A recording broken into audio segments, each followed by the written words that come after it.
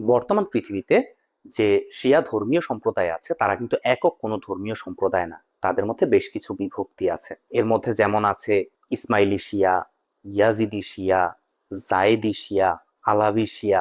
তো এত সব বিভক্তির মধ্যে সবচেয়ে প্রধান যে শাখাটা শিয়া ধর্মাবলম্বী মুসলিমদের, সেই শাখাটার নাম হচ্ছে টুয়েলভার শিয়া বা 12 ইমামাতের শিয়া। বর্তমান পৃথিবীতে যত শিয়া মুসলিম আছে তাদের মোটামুটি 85%ই শিয়া মুসলিম সম্প্রদায়ের অন্তর্গত। বিশেষ করে আমরা বর্তমান যে ইরানকে চিনি, ইরানের বেশিরভাগ মানুষ আসলে শিয়া মুসলিম। এখন এই যে টুয়েলভার শিয়া বা 12 ইমামাতের শিয়া, এটা কেন তাদেরকে বলা হয়? কারণ তাদের বিশ্বাস অনুযায়ী তাদের 12 জন প্রধান ইমাম আছেন। এই 12 ইমামের কারণেই তাদেরকে টুয়েলভার শিয়া বা 12 ইমামাতের শিয়া বলা হয়ে থাকে। এদের মধ্যে প্রথম 3 জন যে ইমাম তাদেরকে আমরা চিনি, এরা হচ্ছেন আলী রাদিয়াল্লাহু আনহু, হাসান রাদিয়াল্লাহু আনহু এবং হুসেন রাদিয়াল্লাহু আনহু। তাহলে বাকি 9 জন আসলে কারা? তাদের সম্পর্কে আমরা আসলে কতটা জানি? আর সবচেয়ে অবাক করা ব্যাপার হলো তাদের যে জীবনী, তাদের যে অবদান, তাদের যে কাজ, তার চাইতেও মর্মান্তিক ব্যাপার হলো, আমার প্রিভিয়াস 2টা ভিডিও যারা দেখেছেন তারা জানেন যে শিয়াদের প্রথম 3 ইমাম অর্থাৎ হযরত আলী রাদিয়াল্লাহু আনহু এবং তার 2 পুত্র হাসান রাদিয়াল্লাহু আনহু এবং হুসেন রাদিয়াল্লাহু আনহু, ওনারা মর্মান্তিক ভাবে শত্রুপক্ষের ষড়যন্ত্রে মারা গিয়েছিলেন। ঠিক একইভাবে বাকি যে 9 জন ইমাম আছেন তাদের মধ্যে 8 জনই এরকম শত্রুপক্ষের হাতে মর্মান্তিক ভাবে শহীদ হয়েছেন এবং তাদের মারা যাওয়ার প্যাটার্নটা একই রকম। এই 8 জনকেই বিষ প্রয়োগের মাধ্যমে হত্যা করা হয়। একমাত্র ব্যতিক্রম তাদের যে সর্বশেষ ইমাম মুহাম্মদ আল মাহদি, সে তার বয়স যখন 5 বছর তখন আল্লাহর বিশেষ কুদরতে পৃথিবী থেকে গায়েব হয়ে যায়। এটা শিয়াদের বিশ্বাস, এটা ইসলামী মূল ধারার কোনো বিশ্বাস না।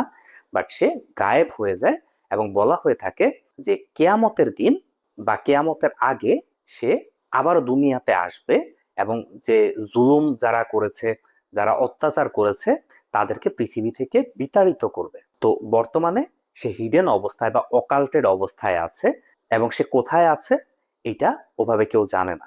তো আজকের ভিডিওতে আমরা মূলত এই শিয়া 12 ইমাম সম্পর্কে বিস্তারিত জানবো। এর মধ্যে অনেকে আছে যারা সুন্নি ট্রেডিশনেও খুব বিখ্যাত আলেম হিসেবে গণ্য হয়ে থাকেন।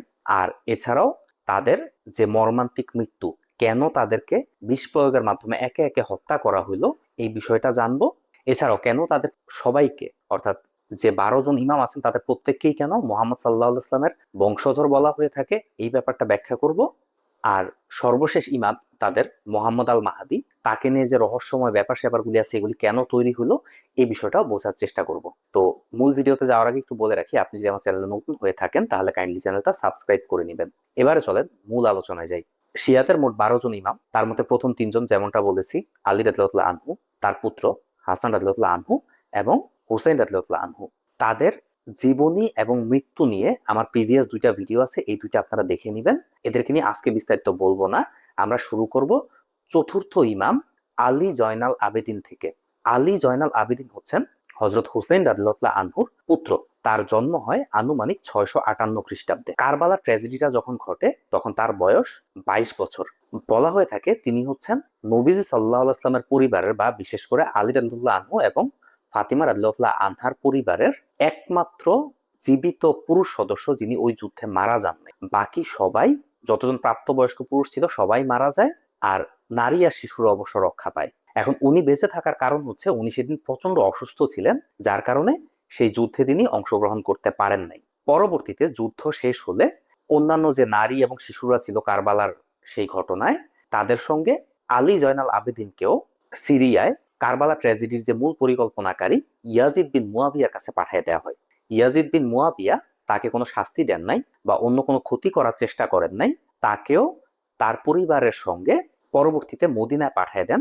তবে শর্ত থাকে যে তিনি পরবর্তীতে আর কোনো ধরনের প্রকাশ্য রাজনৈতিক কর্মকাণ্ডে অংশগ্রহণ করবেন না অথবা কোনো ধরনের বিদ্রোহ করার চেষ্টা করবেন না। এছাড়াও তিনি ইয়াজিদ বিন মুয়াবিয়ার প্রতি প্রকাশ্যে আনুগত্য প্রকাশ করবেন বা তার বাইয়াত গ্রহণ করবেন। এর মধ্যে প্রথমটা অর্থাৎ যে কোনো প্রকার রাজনৈতিক কর্মকাণ্ড থেকে তিনি আসলেই দূরে ছিলেন পুরাটা সময়।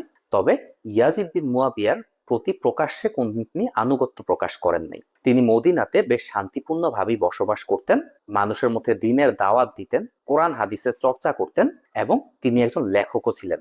ইসলামের ইতিহাসের প্রাচীনতম বইগুলোর মধ্যে একটা সহিফা সাজ্জাদিয়া, এই বইটা এই ইমাম আলী জাইনাল আবেদিনের লেখা। কারবালার যুদ্ধটা সংঘটিত হয় 680 খ্রিস্টাব্দে। তার মানে 680 খ্রিস্টাব্দে তিনি মদিনায় চলে গেলেন এবং 680 থেকে 713 পর্যন্ত অর্থাৎ 33 বছর তিনি মদিনাতে অবস্থান করলেন। এবং এই যে তার অগাধ প্রজ্ঞা, জ্ঞান, লেখালেখি করার ক্ষমতা, কোরআন হাদিস বিষয়ে অগাধ জ্ঞান, এবং সবচেয়ে বড় কথা তিনি হোসেন রাদিয়াল্লাহু আনহু বা সেই সূত্রে নবী সাল্লাল্লাহু আলাইহি ওয়াসাল্লামের বংশধর, এই জন্য তার অনুসারীর সংখ্যা দিন দিন বাড়তে থাকে। ইয়াজিদ বিন মুয়াবিয়া তার কোনো ক্ষতি করেন নাই, তবে তার পরবর্তী যে উমাইয়া খলিফা ছিলেন তার নাম ছিল আল ওয়ালিদ। তিনি যেটা করেন, যেহেতু আলী জাইনুল আবেদিনের প্রতিনিয়ত জনপ্রিয়তা বাড়তেছিল, মানুষজন তাকে অনেক বেশি পছন্দ করতেছিল, তো ওই উমাইয়া খলিফা আল ওয়ালিদ ভয় পেতে থাকেন যে সম্ভবত মানুষজন একটা বিদ্রোহ করতে পারে বা খলিফা হিসেবে যে কোন আলী জয়নাল আবেদিনকে মেনে নিতে পারে। এই ধরনের একটা আশঙ্কা থেকে তিনি একটা চক্রান্ত করেন। তিনি একজন সাধারণ কৃষক মানুষের মাধ্যমে আলী জয়নাল আবেদিনের কাছে কিছু ফলমূল পাঠান। আলী জয়নাল আবেদিন খুবই সাদামাটা জীবনযাপন করতেন, মানুষজনের সঙ্গে মিশতেন, মানুষজন যদি কিছু তাকে খেতে দিত সেটা তিনি খেতেন। তো এই অবস্থায় এরকম একজন কৃষককে দিয়ে ফলমূল পাঠানো হয়, ওইটা খাওয়ার পর তিনি অসুস্থ হয়ে যান। যদিও উমাইয়া খেলাফাতের ইতিহাসবিদ যারা ছিলেন তাদের মতে এখানে বিষ মেশানোর কোনো ঘটনা ঘটে নাই, ওনার বয়স হয়েছিল, উনি অসুস্থতাজনিত কারণে মারা যান। কিন্তু শিয়াদের দাবি অনুযায়ী তার শরীরে যে লক্ষণগুলি দেখা যাচ্ছিল তাতে বোঝা যায় সম্ভবত তাকে বিষ প্রয়োগই করা হয়েছে শারীরিক লক্ষণ থেকে। তো তিনি তার মৃত্যুকালে একটা বক্স রেখে যান তার পরবর্তী যে ইমাম হবে অর্থাৎ তার ছেলে, তার জন্য। এই বক্সে তিনি কোনো টাকা পয়সা, স্বর্ণ, হীরা জহরত রেখে যান নাই।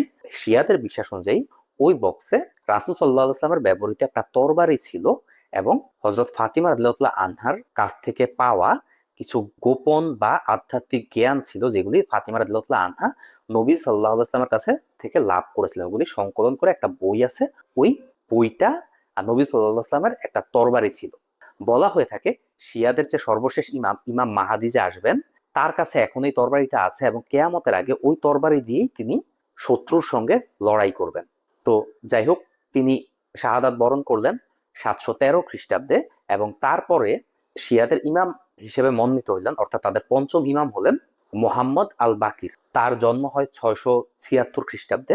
তিনিও কারবালা সার্ভাইভারদের একজন। তিনি তার বাবা অর্থাৎ আলী জয়নাল আবেদিনের সঙ্গে কারবালার ময়দানে ছিলেন। তার বাবা অসুস্থ ছিল, একই তাঁবুতে তিনি তার বাবার সঙ্গে ছিলেন, তারও কোনো ক্ষতি হয় নাই এবং তিনিও তার বাবার মতোই মদিনাতে বসবাস করতেন। উনি সুন্নি ট্রেডিশনও একজন রেসপেক্টেড মানুষ, কারণ তিনি এই যে 713 খ্রিস্টাব্দে তার বাবার মৃত্যুর পর ইমাম নিয়োজিত হইলেন শিয়াদের। এইটার পর তিনি মসজিদে নববী কেন্দ্রিক একটা স্কুল গড়ে তুললেন। এই স্কুলে পৃথিবীর বিভিন্ন প্রান্ত থেকে অনেক মুসলিম শিক্ষার্থীরা আসতো, পড়াশোনা করত, জ্ঞান অর্জন করত। এবং তিনি যেহেতু নবী পরিবারের সদস্য ছিলেন, তার কাছে বই পুস্তক, কোরআন হাদিস বিষয়ক জ্ঞান অনেক বেশি ছিল, তাই তিনি তাদেরকে ট্রেনিং দিতেন। এবং বলা হয়ে থাকে যে সেই সময় মসজিদে নববী কেন্দ্রিক তার যে স্কুলটা ছিল, সেই স্কুলে 400 জন স্টুডেন্ট পড়াশোনা করেছেন, যাদের সবাই পরবর্তী জীবনে খুব বিখ্যাত আলেম বা মুহাদ্দিস হয়েছিলেন। যার কারণে তার প্রভাব ইসলামের ইতিহাসে শুধু শিয়া মতবাদী না, শিয়া, সুন্নি বা অন্য যে কোনো মতবাদে ইসলামের ইতিহাসে তাকে একজন গুরুত্বপূর্ণ মানুষ হিসেবেই ধরা হয়ে থাকে। তো তার জীবনের শেষ পর্যায়ে এসে যে সময়টা, সেই সময়ে উমাইয়াদের যে রাজবংশ সেখানে খলিফা হন হিশাম ইবনে আবদাল মালিক। তিনি ক্ষমতায় আরোহণের পর দেখলেন যে মুহাম্মদ আল বাকিরের জনপ্রিয়তা অসম্ভব রকমের বেশি, বিশেষ করে যেহেতু তার স্কুল আছে এবং তৎকালীন ইসলামী বিশ্বে যত গণ্যমান্য আলেমরা আছে তারা সবাই তার ছাত্র, তাকে সবাই খুব মান্য করে। এই অবস্থায় তাকে তিনি একটা থ্রেট হিসেবে দেখা শুরু করলেন এবং বলা হয়ে থাকে তিনি একটা ঘোড়ায় চড়ে এদিক সেদিক যাতায়াত করতেন, তার দৈনন্দিন কার্যক্রম পরিচালনা করতেন। তো এই ঘোড়ার পিঠে যে একটা চামড়ার কভার দেওয়া হয় যেটার উপর বসে মানুষজন, এই ঘোড়ার সেই চামড়ার কভারটার উপরে কোনো একভাবে চক্রান্ত করে তৎকালীন যে খলিফা হিশাম ইবনে আবদাল মালিক, সে সেখানে বিষ প্রয়োগ করে এবং এই বিষের প্রভাবে পরবর্তীতে শিয়াদের যে পঞ্চম ইমাম মুহাম্মদ আল বাকির তিনি শাহাদাত বরণ করেন।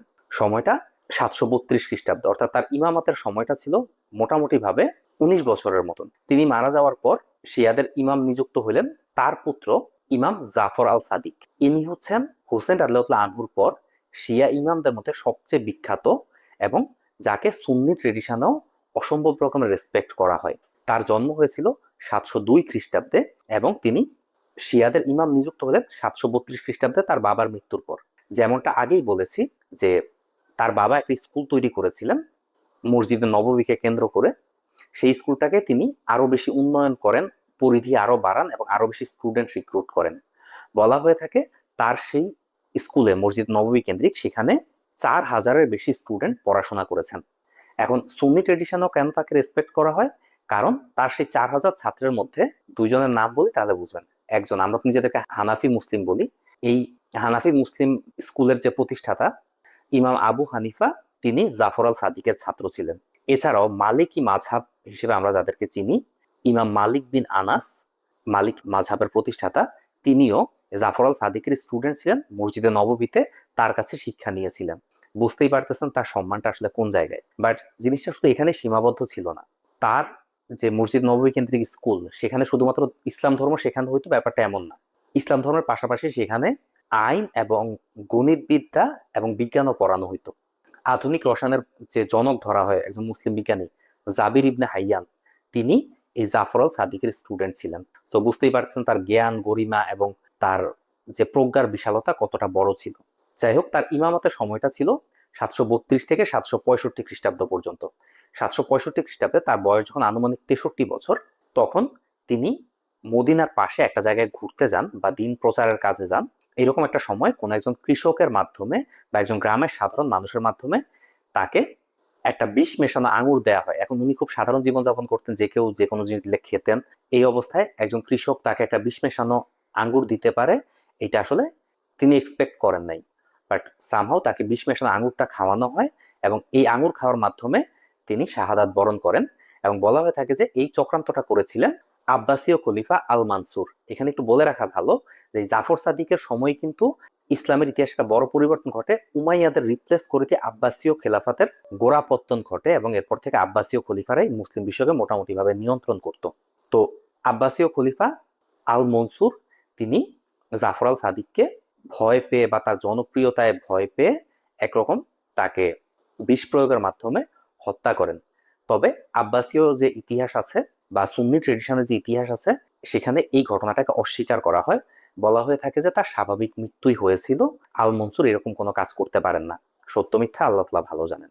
765-তে তিনি মারা গেলেন। তিনি মারা যাওয়ার পর শিয়াদের সপ্তম ইমাম হলেন তার পুত্র মুসা আল কাজিম।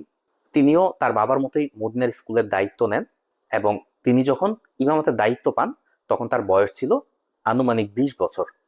তার ইমামতের সময়টা ছিল মোটামুটি 765 থেকে 799 পর্যন্ত, অর্থাৎ 34 বছরের মতন।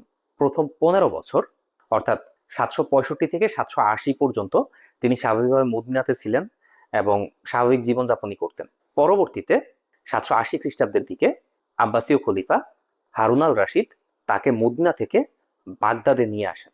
বাগদাদে তাকে অনেকটা হাউস অ্যারেস্টের মতন করে রাখেন। কারণ আমরা জানি যে আব্বাসীয়দের যে রাজনীতি সেটা ছিল মূলত বাগদাদ কেন্দ্রিক, তাদের রাজধানী ছিল বাগদাদ।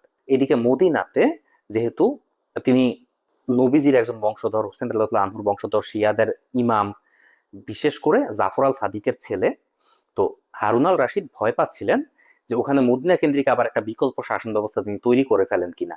তাকে সবসময় নজরে নজরে রাখার জন্য একরকম বাধ্য করে তাকে মদিনা থেকে বাগদাদে নিয়ে আসা হয় 780 খ্রিস্টাব্দে। বাগদাদে এনে প্রথমে তাকে এক ধরনের হাউস অ্যারেস্টে রাখা হয়। অর্থাৎ এমন না যে তাকে সরাসরি জেলখানায় রাখা হয়েছিল, বরং তাকে একটা বাড়ির দেওয়া হয় খুব সুন্দর। সেই বাড়ির ভেতরে তাকে একরকম বন্দি করে ফেলা হয়, পরিবার থেকে বিচ্ছিন্ন করে ফেলা হয়, তার ফলোয়ার্স যারা ছিল তাদের থেকে বিচ্ছিন্ন করে ফেলা হয় এবং একা একা নিভৃতে জীবনযাপন করা শুরু করেন। এইভাবে আরো প্রায় 15 বছর তিনি সেখানে থাকেন, 780 থেকে 795 পর্যন্ত। 795-তে এসে আরো ভয়ঙ্কর কাজ করা হয়, সেটা হলো ওনাকে হাউস অ্যারেস্ট থেকে একদম সরাসরি জেলখানায় পাঠানো হয়। একজন সম্মানিত মানুষ, একজন ইমাম যার বাবা হচ্ছেন জাফর আল সাদিক, তাকে এরকম করাটা বুঝতেই পারতেছেন খুব নির্মম একটা ব্যাপার ছিল। তো তিনি ওই জেলখানা বসা অবস্থায় প্রচুর ইবাদত বান্দিগি করতেন এবং তিনি তার একটা চিঠিতে এরকম লিখেছিলেন যে আমি আল্লাহ তাআলার কাছে নীরবে নিভৃতে এক মনে ইবাদত করার জন্য প্রার্থনা করতাম সবসময়। আল্লাহ যে আমার প্রার্থনা এইভাবে কবুল করবে এটা আমি বুঝতে পারি নাই। ফাইনালি 799 খ্রিস্টাব্দে জেলখানায় থাকা অবস্থায় ইরাকের বাগদাদ শহরে, জেলখানায় যেহেতু নিজে থেকে তো খাবার রান্না করতে পারে না, জেলখানার প্রহরীরা খাবার দিয়ে যেহেতু খাবারটাই তিনি খেতেন, তো ওই খাবারের মধ্যে বিষ মিশিয়ে তাকে হত্যা করা হয়। এখন আগে যাদেরকে বিষ প্রয়োগের কথা বললাম তাদের ক্ষেত্রে কিন্তু কোনো মেডিকেল রেকর্ড নাই যে এটা বিষ প্রয়োগ আসলেই হয়েছিল, এটা শিয়াদের বা তার অনুসারীদের একটা ধারণা। মুসাল কাজিমের ক্ষেত্রে ব্যাপারটা ব্যতিক্রম। তাকে তার মৃত্যুর পর তড়িঘড়ি করে কাউকে কিছু না জানিয়ে কবর দেওয়ার একটা ব্যবস্থা করা হচ্ছিল। এমন সময় তার যে অনুসারীরা আছে তারা ক্ষিপ্ত হয়ে যায়, ক্ষিপ্ত হয়ে গিয়ে তার মৃতদেহ নিয়ে আসে। এটা ডাক্তার দিয়ে মেডিকেল অটোপসি করা হয় এবং ডাক্তাররা এটা নিশ্চিত করেন যে তাকে জেলখানাতে আসলে বিষ প্রয়োগ করা হয়েছিল। খুবই মর্মান্তিক এবং ভয়ঙ্কর ভাবে তিনি শাহাদাত বরণ করেন 799 খ্রিস্টাব্দে। তারপর ইমাম হয় তারই ছেলে, তার নাম আলী আল রিদা।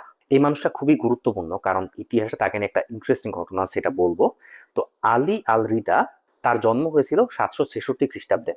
তিনি তার বাবার সঙ্গে মদিনাতে থাকতেন এবং মদিনা থেকে তার বাবাকে জোরপূর্বক যদিও বাগদাদে নিয়ে আসা হয়েছিল, তিনি তার মা বা অন্যান্য পরিবারের সদস্যদের সঙ্গে মদিনাতেই থাকতেন। তার বাবা মারা গেলেন 799 খ্রিস্টাব্দে, অর্থাৎ তখন তার বয়স 33 বছর। 33 বছর বয়সে তিনি ইমামতের দায়িত্ব পালন করা শুরু করেন এবং 799 থেকে 816 এই সময়টা পর্যন্ত তিনি মদিনাতে খুব শান্তিপূর্ণভাবেই বসবাস করতে থাকেন। এবং সবচেয়ে অবাক করা ব্যাপার হলো, অন্যান্য যে খলিফারা তার পূর্বসূরীদেরকে ভয় পেত, ভয় পেয়ে বিভিন্ন চক্রান্ত করত এবং তাদের সঙ্গে এক ধরনের বিমাতা সুলভ আচরণ করত, এই ক্ষেত্রে একটু ব্যতিক্রম দেখা যায় আলী আল রিদার ক্ষেত্রে। আলী আল রিদার সময়ে আব্বাসীয় খলিফা ছিলেন খলিফা আল মামুন। তিনিও আলী আল রিদাকে থ্রেট মনে করতেন, কিন্তু তিনি দেখলেন যে আলী আল রিদাকে কোনোভাবে হত্যা করলে বা জেলে নিলে তার সমর্থকরা খেপে যাবে এবং রাজ্যে অনেক বিশৃঙ্খলা তৈরি হইতে পারে, এবং এটা তো পার্মানেন্ট সলিউশন না। পার্মানেন্ট সলিউশন হচ্ছে যে তাকে ক্ষমতার অংশীদারিত্ব করা এবং তার সঙ্গে পারিবারিক সম্পর্ক তৈরি করা। এই পরিকল্পনা থেকে আল মামুন যেটা করলেন সেটা হলো, তার এক বোন ছিল, বোনের নাম হচ্ছে উম্মে হাবিব। এই উম্মে হাবিবকে আলী আল রিদার সঙ্গে বিয়ে দিলেন, মানে পারিবারিকভাবে সম্পর্ক স্থাপন করলেন। এছাড়াও রাষ্ট্রের গুরুত্বপূর্ণ পদও তাকে দিলেন, অনেকটা খলিফার প্যারালাল একটা পদ, যেখানে খলিফা মূলত রাষ্ট্রের অর্থনীতি, সামরিক নীতি, ব্যবসা বাণিজ্য এগুলি দেখভাল করবেন। অন্যদিকে ধর্ম, আইন, মানুষের নীতি নৈতিকতা এই জিনিসগুলি দেখভাল করবেন আলী আল রিদা। এই চুক্তির মাধ্যমে আলী আল রিদার সমর্থকরাও খুশি হইল, রাজ্যে একটা স্থিতিশীলতা নিয়ে আসলেন আল মামুন, সেই সঙ্গে আবার তার বোনের জামাই। তো 816 খ্রিস্টাব্দ পর্যন্ত তিনি মদিনাতে ছিলেন। তারপর যেটা হয়, 816-তে খলিফা আল মামুন তার রাজধানী ইরাকের বাগদাদ থেকে সরায় বর্তমান তুর্কমেনিস্তানের মার্ভ শহরে নিয়ে গেলেন। সঙ্গে করে তার বোনের হাজবেন্ড বা শিয়াদের যে অষ্টম ইমাম আলী আল রিদাকেও সেই তুর্কমেনিস্তানেই নিয়ে গেলেন। এই তুর্কমেনিস্তানে যাওয়ার পর, যে কারণে তিনি খুব বিখ্যাত, তুর্কমেনিস্তানে নেয়ার পর বছরখানেক পর 817 খ্রিস্টাব্দে তৎকালীন সময়ের খ্রিস্টানদের সবচেয়ে বড় যে পণ্ডিত ছিলেন তাকে, ইহুদিদের যে সবচেয়ে বড় রাবাই ছিলেন তাকে, হিন্দু ধর্মের যে সবচেয়ে বড় পণ্ডিত ছিলেন তাকে, বা জরাথুস্ট্র ধর্মের যে প্রধান পুরোহিত ছিলেন তাকে একটা অনুষ্ঠানে ডেকে আনা হয় এবং আল মামুন সেখানে সবাইকে ইনভাইট করে আদর আপ্যায়ন করে এই আলী আল রিদার সঙ্গে ডিবেট করতে দেন। এবং আলী আল রিদা অনেকটা, এখন আমরা দেখি না যে ডাক্তার জাকির নায়েক যেটা করেন, বাইবেলের, খ্রিস্টানদের যে বাইবেল আছে সেই বাইবেল থেকে রেফারেন্স দিয়েই কেন তাদের ইসলাম ধর্ম গ্রহণ করা উচিত এই ব্যাপারে অনুপ্রেরণা দেন, এই একই কাজ আলী আল রিদাও করতেন। এবং তিনি বাইবেল, ইহুদিদের তানাক বা জরাথুস্ট্রদের যে ধর্মগ্রন্থ আছে, হিন্দুদের যে বেদ উপনিষদ আছে, এগুলি থেকে রেফারেন্স দিয়ে দিয়ে তিনি ওই যে অন্যান্য ধর্মের পণ্ডিতদের ছিলেন তাদের সবাইকে বক্তব্যে পরাস্ত করেন। সো বুঝতেই পারতেছেন তার জ্ঞানের গভীরতা। সেই সময়ে তিনি একদম তুলনামূলক ধর্মতত্ত্বের, শুধুমাত্র ইসলাম না, হিন্দু, বৌদ্ধ, খ্রিস্টান, ইহুদি, জরাথুস্ট্রবাদ, এই সকল ধর্মের বিষয়ে অসাধারণ পাণ্ডিত্য এবং দখল তার ছিল। এই যে ডিবেটে হারাই দিলেন, এটাই আসলে তার জন্য কাল হইল। আল মামুন তাকে তো পছন্দ করতেন, তার বোনের জামাই, বা চেষ্টা করতেন তার সঙ্গে একসঙ্গে একটা কোয়ালিশন করে চলার। এই ডিবেটের পরে যেটা হয়, মানুষজন এখন আর আল মামুনকে খলিফা হিসেবেই গুনে না। তারা যেটা করে, তারা মনে করা শুরু করে যে আলী আল রিদার যে এত জ্ঞান, এত প্রজ্ঞা, এত কিছু তিনি জানেন, এটা ডিভাইন ইন্টারভেনশন বা স্রষ্টার সরাসরি রহমত ছাড়া এটা সম্ভব না। তো সুতরাং তারা খলিফার বদলে বরং আলী আল রিদাকেই মান্য করা শুরু করে। এটা এক সময় আল মামুন একটা থ্রেট হিসেবে নিলেন এবং তিনি একটা পর্যায়ে গিয়ে তার রাজধানী, মাত্র 2 বছরের জন্য মার্ভ শহরের রাজধানীটা রাখলেন। মার্ভ থেকে 2 বছর পর অর্থাৎ 816-তে গেলেন, 818-তে আবারও রাজধানী শিফট করে ইরাকের বাগদাদে চলে আসলেন। তো ইরাকের বাগদাদে যখন তিনি তার দলবল নিয়ে ফেরত আসতেছিলেন, সেই সঙ্গে আলী আল রিদাও আসতেছিলেন। আসার পথে বর্তমান ইরানের মাশহাদ শহরে আলী আল রিদা কিছু একটা খাচ্ছিলেন, ওইটা খাওয়ার পর তার শরীর খারাপ করে এবং তিনি ইন্তেকাল করেন বা শাহাদাত বরণ করেন। শিয়াদের দাবি অনুযায়ী আল মামুন এই কাজটা করেছেন এবং তাকে বাগদাদ বা মারফ কোনো শহরেই মৃত্যুবরণ করতে তিনি দেন নাই, দিয়েছেন মাঝামাঝি একটা জায়গায় যেন তার ভক্ত অনুরাগীরা এখানে কোনো বিদ্রোহ তৈরি করতে না পারে। কি হয়েছিল আল্লাহ তাআলা ভালো জানেন, বাট তিনি মারা গেলেন 818 খ্রিস্টাব্দের ইরানের মাশহাদ শহরে, যেখানে এখনো তার মাজার আছে। শিয়ারা ওইখানে ফ্রিকুয়েন্টলি যাওয়া আসা করে, এটা খুব বিখ্যাত একটা ধর্মীয় তীর্থস্থান শিয়াদের জন্য। আলী আল রিদার পর শিয়াদের ইমাম হলেন মোহাম্মদ আল তাকি। তার জন্ম হয় 811 খ্রিস্টাব্দে আর তার বাবা মারা গেলেন 817 খ্রিস্টাব্দে। তার মানে তিনি যখন ইমামের দায়িত্ব পেলেন তখন তার বয়স মাত্র 7 বছর। এত অল্প বয়সে ইমামতির দায়িত্ব নিলেন। অবশ্য তার গার্ডিয়ান বা আদার্স মানুষজন ছিল তাকে গাইড করার জন্য, এবং তিনিও অনেকটা ইবাদত বান্দিগি নিয়ে থাকতেন, জ্ঞান গবেষণা নিয়ে থাকতেন, প্রকাশ্য রাজনৈতিক কর্মকাণ্ড থেকে দূরেই থাকতেন। তারপরেও আব্বাসীয়দের তাকে নিয়ে একটা ভয় ছিল, এবং আল মামুন তার বাবার মৃত্যুর পর আল মামুনের আরেক বোন উম্মে ফাদলকে বিয়ে দিলেন এই তার ছেলে মুহাম্মদ আল তাকির কাছে, যিনি শিয়াদের নবম ইমাম, এবং চেষ্টা করলেন তাকে পরিবারের সঙ্গে রাখা, চোখে চোখে রাখা, যেন তিনি খুব খারাপ কিছু বা বিদ্রোহের মতন কিছু করতে না পারেন। তিনি সেটা চেষ্টাও করেন নাই, বাট তারপরেও তার অনেক ভক্ত অনুরাগী ছিল, যেহেতু তিনি নবীজির বংশধর, শিয়াদের ইমাম, সেই হিসেবে তার ভক্ত অনুরাগীর সংখ্যা একেবারে কম ছিল না। তবে এর মধ্যেই ক্ষমতার আবার পালা বদল ঘটে। ক্ষমতার পালা বদলে খলিফা আল মামুনের মৃত্যুর পর আব্বাসীয় খিলাফতের দায়িত্ব পান তার আরেক ভাই আল মুতাসিম। আল মুতাসিম ক্ষমতা গ্রহণের পর তিনি মোহাম্মদ আল তাকিকে একটা থ্রেট হিসেবে দেখা শুরু করলেন। এটা মূলত দুইটা কারণে। প্রথমত, তিনি শিয়াদের ইমাম, নবীজির বংশধর, এদিক দিয়ে একটা পাওয়ার আছে। আর দ্বিতীয়ত হলো তিনি বিয়ে করেছেন খলিফা আল মামুনের বোনকে। তো সবকিছু মিলায়ে এমনও হইতে পারে বা রাজ্যের মানুষজন মনে করতে পারে যে আল মুতাসিমের চেয়ে সম্ভবত মোহাম্মদ আল তাকি বেশি যোগ্য তার চেয়ে। এই সন্দেহ থেকে 835 খ্রিস্টাব্দে তার বয়স যখন মাত্র 24 বছর, সেই সময় তাকে বিষ প্রয়োগের মাধ্যমে হত্যা করা হয়। খুবই মর্মান্তিক, ট্র্যাজিক একটা মৃত্যু, বাট মেনে নেওয়া ছাড়া তার কিছু করার নেই।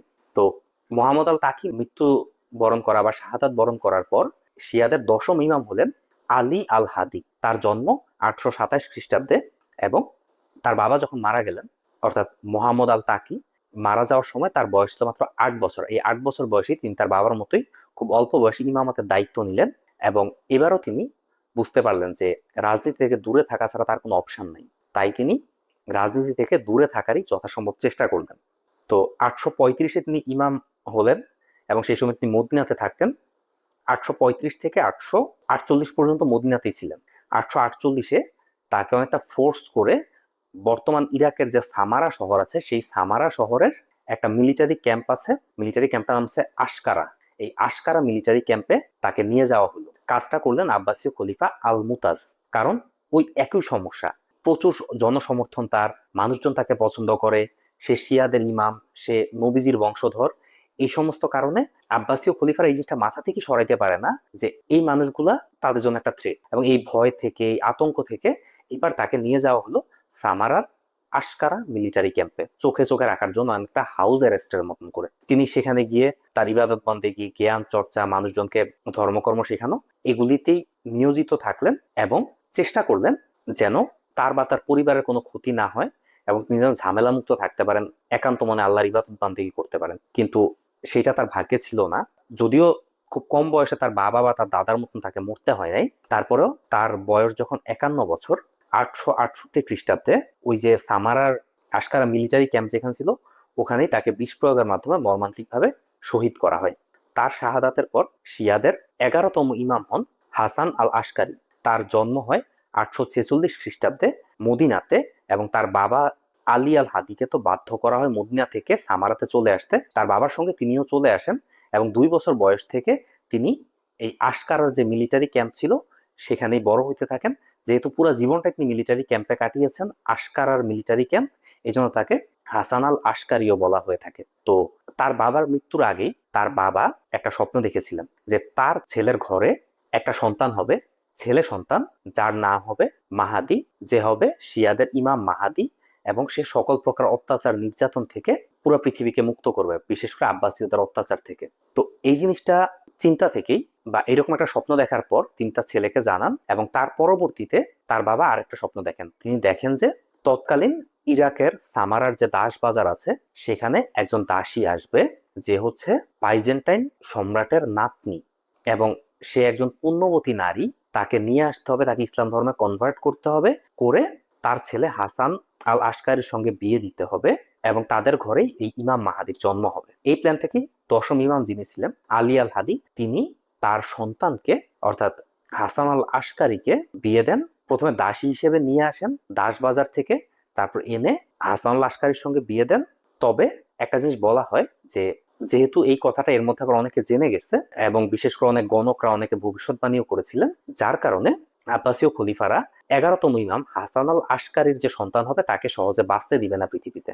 এই জন্য খুব গোপনে তার ওয়াইফকে রাখা হয় তার প্রাসাদে, এবং আব্বাসীয় খলিফার পক্ষ থেকে কিন্তু অনেকেই ডাক্তার বা অনেক মানুষজন গোয়েন্দা পাঠায় চেক করা হয় যে তার ওয়াইফ কোনোভাবে প্রেগনেন্ট হইলো কিনা। যদি হইতো তাহলে সেই সন্তানকে মেরে ফেলা হইতো, বিশেষ করে যদি ছেলে সন্তান হয়। অনেক পাহারা দেওয়ার পরেও তারা আসলে বুঝতে পারে নাই, এবং শিয়াদের ভাষ্য মতে এই হাসান আল আশকারির যে স্ত্রী বাইজেন্টাইন সম্রাটের নাতনি মালিকা, তার প্রেগনেন্সি হচ্ছে একটা মুসা আল ইসলামের প্রেগনেন্সির মতন, যেই প্রেগনেন্সিতে পেট বড় হয় নাই, দেখতে একদম ফ্ল্যাট ছিল, এবং দেখলে মনে হইতো যে এটা বোধহয় একজন স্বাভাবিক মানুষ, উনি প্রেগনেন্ট না। তো এইটা দেখার মাধ্যমে যেটা হয়, তারা আসলে কেউ বুঝতে পারে নাই যে এখানে একটা মহিলা প্রেগনেন্ট আছে বা কিছু। অত্যন্ত গোপনে তার সন্তান প্রসব করা হয়, করে তাকে লুকিয়ে ফেলা হয়, এবং সেই সন্তানের নাম রাখা হয় মুহাম্মদ আল মাহাদি। এইদিকে এই সন্তানটার বয়স যখন 5 বছর, অর্থাৎ 874 খ্রিস্টাব্দে, মাত্র 28 বছর বয়সে হাসান আল আশকারিকে বিষ প্রয়োগ করে ওই ক্যাম্পের ভেতরে আব্বাসীয় খলিফা আল মুতামিদ তাকে হত্যা করেন, বা তিনি শাহাদাত বরণ করেন। তার যখন মৃত্যু হয় তখন তার ছেলে, শিয়াদের বিশ্বাস অনুযায়ী যে মাহাদি, সেই মোহাম্মদ আল মাহাদি বা তাদের 12তম ইমামের বয়স তো মাত্র 5 বছর, তাকে লুকায় ফেলা হলো। সে তার বাবার জানাজায় উপস্থিত হওয়ার জন্য কিছুক্ষণের জন্য আসে, বাবার জানাজা পড়ে, আবার 5 বছর বয়সে শিয়াদের যে 12তম ইমাম ইমাম আল মাহাদি আবারও আল্লাহর বিশেষ কুদরতে নাকি গায়েব হয়ে যান, এবং তিনি এই মুহূর্তে কোথায় আছে এটা কেউ জানে না, বাট কেয়ামতের পূর্বে সে আবার ফেরত আসবে, সকল প্রকার জালিমদের বিরুদ্ধে যুদ্ধ করবে, এবং মুসলিমদেরকে, বিশেষ করে শিয়া মুসলিমদেরকে মুক্ত করবে। তো এই হচ্ছে মোটামুটি শিয়া 12 ইমামের ইতিহাস। আমার কাছে মনে হয়েছে টপিকটি ইন্টারেস্টিং, হোপফুলি আপনারাও বিষয়টা এনজয় করছেন এবং নতুন অনেক জিনিস জানতে পারছেন। ভিডিওটা ভালো লাগলে লাইক, কমেন্ট, শেয়ার করেন, আমার চ্যানেলটা একটু সাবস্ক্রাইব করে নেন। ভালো থাকবেন সবাই, দেখা হবে পরের ভিডিওতে আরো নতুন কোনো ইন্টারেস্টিং টপিক নিয়ে। ততদিন পর্যন্ত আল্লাহ হাফেজ।